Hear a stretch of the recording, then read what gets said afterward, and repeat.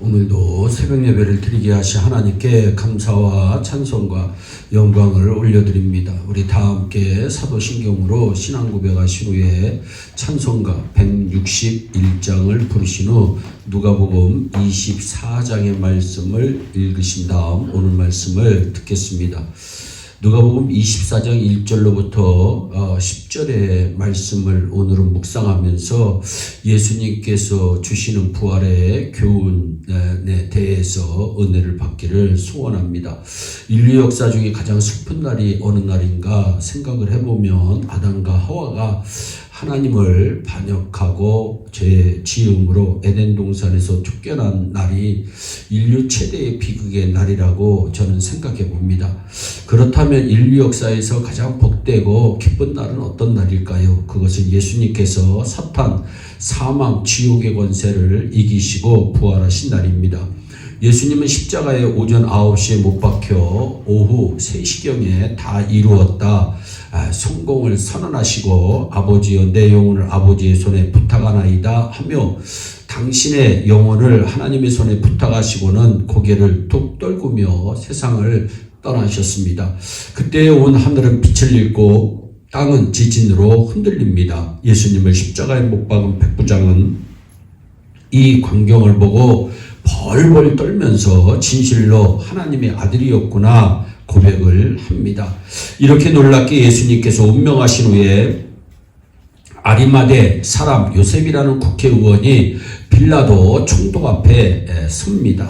예수님께서 십자가에 못 박혀 돌아가셨건만 떡을 얻어먹었던 5,000명도 손을 못 대고 죽은 지 나흘 만에 살아난 나사로도 다시 죽을까 겁이 나 손을 못 대고 예수님의 품에 안겨 사랑을 가장 많이 받았던 사도 요한도 손을 못 대고 열심쟁이 베드로도 벌벌 떨며 멀리서 바라만 보고 나머지 제자들도 두려워 나타나지 못했습니다. 그런데 아리마대 요셉이 총독 앞에 나타나 예수님을 십자가 형틀에서 내려 장례에 드리겠다고 청하여 허락을 받습니다.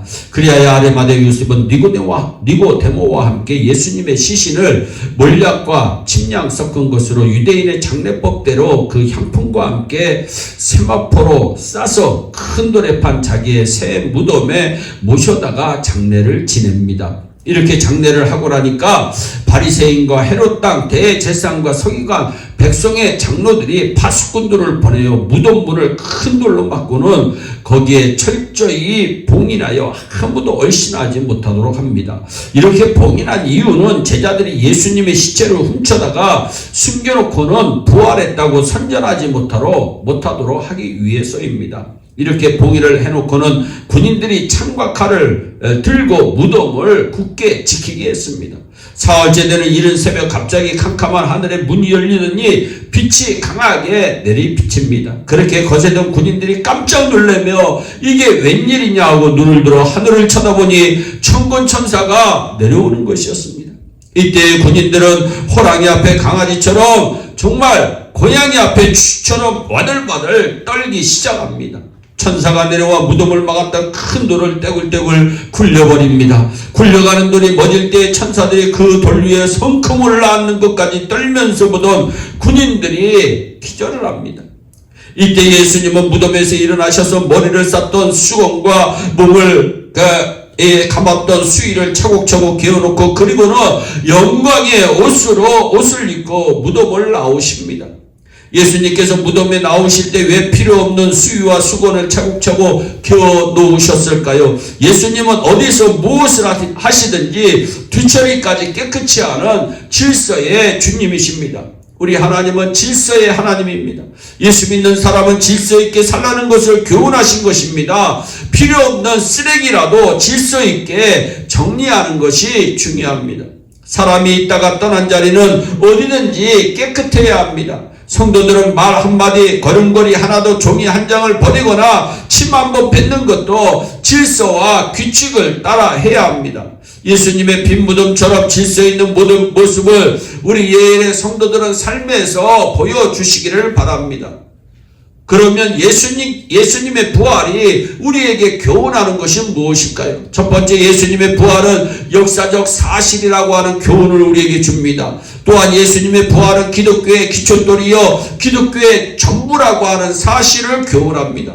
또한 예수님의 부활은 사망 권세를 이긴 독생자이심을 확증한다고 하는 교훈을 우리에게 줍니다. 그렇습니다. 인간은 누구라도 스스로 부활할 수 없습니다. 그러나 예수님은 하나님이심으로 스스로 부활하십니다.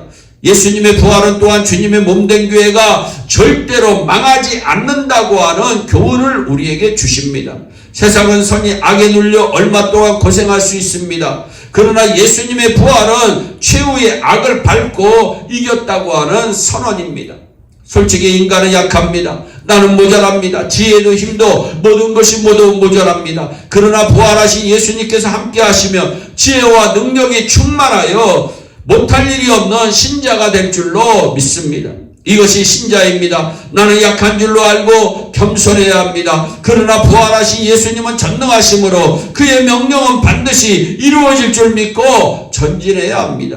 우리는 예수님의 부활을 믿습니다. 인간이 못하는 것을 하나님께서는 하십니다. 모세가 홍해를 가른 것이 아닙니다. 여호수아가 여리고를 함락시킨 것이 아닙니다. 하나님께서 홍해를 갈라주셨고 하나님께서 여리고성을 무너뜨려 주셨습니다.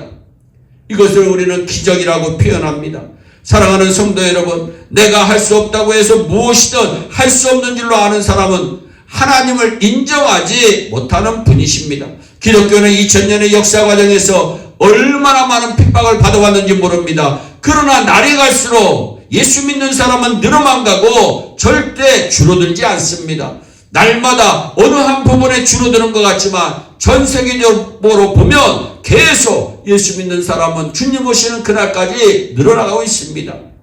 우리 예일의 온 성도들이 날마다 풍성한 삶을 누리시고 날마다 전진하는 삶이 이루어지고 부활의 주님 마음속에 모시고 일평생 사는 축복이 임하시기를 예수님의 이름으로 축원합니다. 기도하겠습니다. 사랑의 하나님, 참 감사합니다. 오늘 누가복음 마지막 장 24장의 말씀을 묵상해 봅니다. 아버지, 예수님의 부활의 신앙, 아버지, 예수님의 부활이 우리에게 힘이 되게 하시고 예수님의 부활이 우리에게 능력이 되게 하시고 예수님의 부활이 우리에게 기적이 되게 하여 주옵소서. 부활하신 주님 모시고 일평생 사는 은혜가 예일교회 온 성도들에게 넘쳐날 수 있도록 주여 책임져 주시고 복이 되게 하여 주시옵소서. 감사하고 예수님의 이름으로 기도하옵나이다. 아멘. 우리 다 함께 주기도문으로 예배를 마치시고 각자 개인 기도하신 후에 오늘도 주 안에서 승리하는 복된 하루 되시기를 바랍니다. 감사합니다.